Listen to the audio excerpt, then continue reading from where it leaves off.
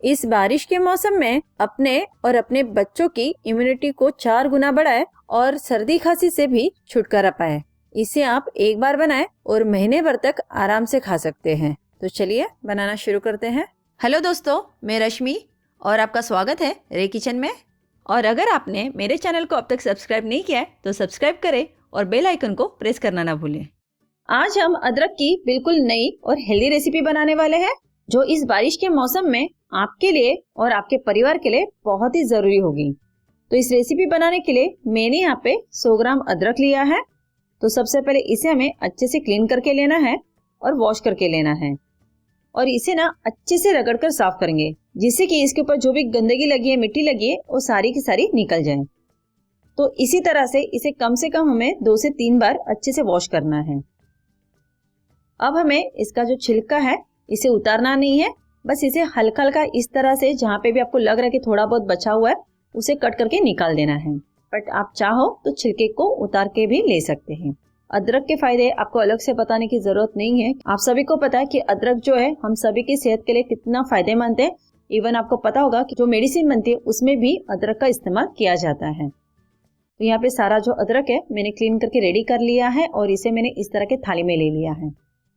मैंने यहाँ पे एक भगोने में पानी गर्म करने रखा था और पानी भी अच्छा गर्म हो चुका है और 10 मिनट के लिए इसे ढककर हाई फ्लेम पे यानी बड़ी आंच पे अच्छे से स्टीम होने देंगे। अगर आपने इसे डायरेक्ट पानी में बॉईल किया तो जो भी सारा फ्लेवर है, जो भी न्यूट्रिशंस वैल्यू है वो पानी में निकल जाएंगे, इसलिए हम इसे इस तरह से भाप में पका रहे हैं। तो जब तक वो भाप में पक रहा है हम यहाँ पे फटाफट चाशनी रेडी कर लेते हैं। मैंने यहाँ पे 1 बाउल गुड़ लिया है यानी कि जगरी लिया है। वजन में देखा जाए तो ये 250 ग्राम है। गुड़ को जो है मैंने रफली काट के लिया है और इसी में हम इस बाउल से ही आधा बाउल पानी डालेंगे। तो इस रेशियो को आप ध्यान में रखें, जितना आप ले रहे हैं उसका आधा आपको पानी लेना है। ज़्यादा पानी नहीं लेना है क्योंकि हमें यहाँ पे 1 या 2 तार वाली चाशनी नहीं बनानी है। अदरक जो है खाने में काफ़ी तीखा होता है, तो उसके तीखेपन को बैलेंस करने के लिए मैं यहाँ पे गुड़ का इस्तेमाल कर रही हूँ। आप चाहो तो यहाँ पे चीनी का भी इस्तेमाल कर सकते हैं। तो अभी आप देख सकते हैं गुड़ जो है पूरी तरह से मेल्ट हो गया है और इसमें उबाल भी आ गया है। बट चाशनी जो है अभी रेडी नहीं हुई है। खुशबू और फ्लेवर के लिए 2 से 4 बूंदे रोज एसेंस के डालेंगे। अगर आपके पास रोज एसेंस नहीं है तो आप यहाँ पे रोज वाटर का भी इस्तेमाल कर सकते हैं। और आधा चम्मच के करीब हम इसमें इलायची का पाउडर डाल देते हैं। इसे मिक्स कर लेते हैं और 2 से 3 मिनट के लिए और इसे पका लेते हैं।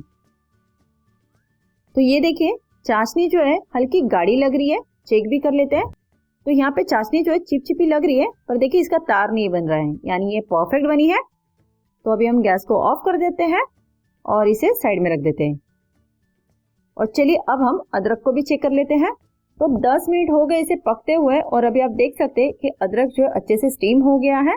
ये देखिए छुरी से चेक करने से पता चला कि छुरी आराम से इसके अंदर जा रही है, यानी ये परफेक्टली अंदर से भी सॉफ्ट हो गया है। तो जब तक अदरक ठंडा हो रहा है तो चलिए इसके लिए जो बाकी की चीजें हमें लगने वाली है उसे भी रेडी कर लेते हैं। तो गैस पे मैंने कढ़ाई चढ़ाई है। तो सबसे पहले इसमें हम 2 बड़े चम्मच घी डालेंगे। जैसे कि मैंने कहा कि हेल्दी रेसिपी है तो यहाँ पे हेल्थ को देखते हुए हम घी का इस्तेमाल करेंगे, ना कि तेल का। यहाँ पे मैंने 10 से 12 ड्राई खजूर लिए थे, इसे खारिक भी कहते हैं। इसके बीज मैंने निकाल लिया और इसके इस तरह से रफली पीसेस कर लिए हैं। इसे हम घी में भून कर ले लेते हैं। अगर आपके पास इस तरह के ड्राई खजूर नहीं है तो आप यहाँ पे गीले खजूर का भी इस्तेमाल कर सकते हैं, बट फिर उसे आपको घी में भूनने की कोई जरूरत नहीं है। 2 मिनट के बाद ही आप देख सकते हैं कि इसके ऊपर हल्के हल्के ब्राउन स्पॉट नजर आने लगे हैं। इन्हें फ्राई करते समय गैस का जो फ्लेम है हम धीमा ही रखेंगे, याद रखिए इस बात को। तो अब ये फ्राई हो चुके, इससे ज्यादा इसे हमें ब्राउन नहीं करना है। तो प्लेट में निकाल लेते हैं। अब जो बचा हुआ घी है ना, इसमें हम आधा कप डींग यानी गोंद का इस्तेमाल करेंगे। इसे एडिबल गम भी कहते हैं और ये दिखने में कांच की तरह थोड़ा सा जो ट्रांसपेरेंट पत्थर होता ना वैसे ही कुछ कुछ दिखता है। ये बहुत ही हेल्दी होता है और आपको ये आराम से किसी भी सुपरमार्केट में मिल जाएगा। इसे गरम घी में ही डालते ही ये फूलने लगता है जैसे कि साबूदाना फूलता है। गोंद के कई सारे फायदे हैं जो उंगलियों में गिने भी नहीं जा सकते। ये हमारे शरीर के लिए यानी हमारे बदन के लिए बहुत ही फायदेमंद होता है, इसलिए इसका भी इस्तेमाल मैं यहाँ पे कर रही हूँ। इसकी कई सारी रेसिपी मैंने आप लोगों के साथ ऑलरेडी शेयर की हुई है। अगर आपने नहीं देखी है तो आप मेरे चैनल पे जाके देख सकते हैं। तो अभी देखिए ये भी अच्छे से फूल गया है, बिल्कुल साबूदाना की तरह लग रहा है और एकदम कुरकुरा हो गया है। तो अब हम इसे भी सेम थाली में निकालेंगे जिसमें हमने खजूर को निकाला था। अब हमें इन्हें ग्राइंड करके लेना है क्योंकि हमें इसका एक पाउडर बनाना है। बिना पानी डाले इसे पीस लेते हैं। ये देखिए इसे मैंने पीस लिया है और इस तरह का एक पाउडर बन गया है। इसे थाली में निकाल लेते हैं। अब अदरक को पीसते समय हमें यहाँ पे पानी या किसी चीज का इस्तेमाल नहीं करना है, इस बात का आप ध्यान रखें। तो ये देखिए मैंने अदरक को भी बिना पानी डाले पीस के रेडी कर लिया है और इस तरह का पेस्ट बनाए जैसे नॉर्मली हम घर पे अदरक का पेस्ट बनाते हैं ना, बिल्कुल उसी तरह से। तो यहाँ पे सारी चीजें बनके रेडी हो गई है। अब फटाफट रेसिपी बना लेते हैं। मैंने यहाँ पे सेम कढ़ाई ली है जिसमें पहले हमने सारी चीजों को फ्राई किया था। तो इसमें ना ऑलरेडी थोड़ा सा घी बचा हुआ है, तो इसी में 1 बड़ा चम्मच घी डाल देते हैं। घी जैसे ही मेल्ट हो जाए आंच को हम धीमा करेंगे और यहाँ पे मैंने 3/4 कप गेहूं का आटा लिया है। वजन में देखा जाए तो ये 100 ग्राम है।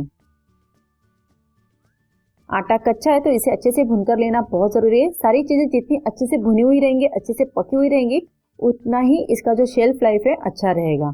आप चाहो तो यहाँ पे सूजी यानी कि रवा का भी इस्तेमाल कर सकते हो। आटे को बहुत ज्यादा नहीं भूनना है कि इसका कलर चेंज नहीं करना है, बट इतना भूनना है कि इसमें से अच्छे से खुशबू आने लगे और इसका जो कच्चापन है वो चला जाए। तो धीमी आंच पे इसे लगातार चलाते हुए भुने, इससे क्या होगा आटा जो है अच्छे से भुना जाएगा। हाई फ्लेम करेंगे तो आटा जल्दी से जल जाएगा। अब इसमें से अच्छी सी खुशबू आने लगी है और हल्का हल्का इसका कलर भी चेंज होने लगा है।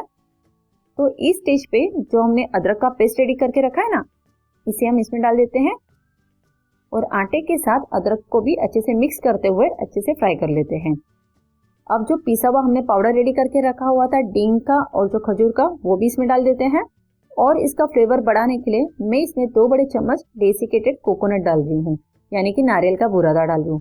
इससे और भी खाने में टेस्टी लगेगा और नारियल के भी फायदे आपको पता है कितना अच्छा होता है हमारे स्किन के लिए, हमारे बालों के लिए बहुत ही फायदेमंद है। और यहाँ पे मैंने 2 बड़े चम्मच ही ड्राई फ्रूट्स पाउडर लिया है, इसे भी डाल देते हैं और सारी चीजों को अच्छे से मिक्स करके अच्छे से भून लेते हैं।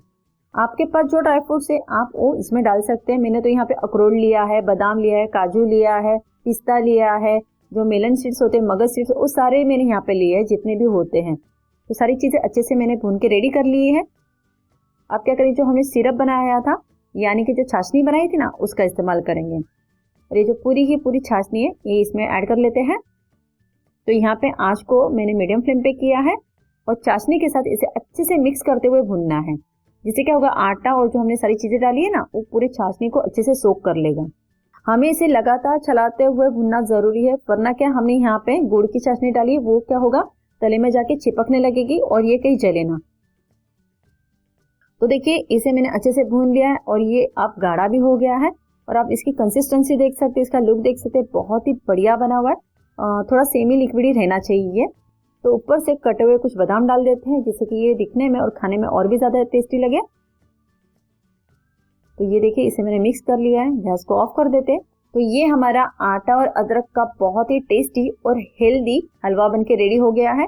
इसे आप बनाकर आराम से 4 से 5 हफ्ते तक फ्रिज में स्टोर करके रख सकते हैं। ये बिल्कुल भी खराब नहीं होता है, बहुत ही खाने में टेस्टी लगता है, बहुत ही हेल्दी, क्योंकि हमने इसमें सारी वो चीजें डाली है जो हमारे सेहत के लिए बहुत जरूरी है, हमारे बच्चों के लिए बहुत जरूरी है। तो इस बारिश के मौसम में और जो भी बीमारी उसे बचने के लिए ये हलवा तो हमारे घर में हमेशा बनना ही चाहिए और होना ही चाहिए। ये बहुत ही टेस्टी है। तो टेस्टी है इसलिए हमें इसे कटोरी भर भर के नहीं खाना है, जैसे कि मैंने कहा कि टेस्टी के साथ ये हेल्दी भी है। तो इसे एक दवाई की तरह ही हमें इस्तेमाल करना है। इसलिए अगर आप बच्चों को दे रहे हैं तो 1 चम्मच आप बच्चों को दें और अगर बड़े खा रहे हैं तो 2 चम्मच। इसी तरह से आप रोज दे सकते हैं। अगर आपको मेरी ये रेसिपी इंटरेस्टिंग लगी है तो मुझे लाइक और सब्सक्राइब करके सपोर्ट ज़रूर करें और अपने दोस्तों में इस रेसिपी को शेयर करना ना भूलें।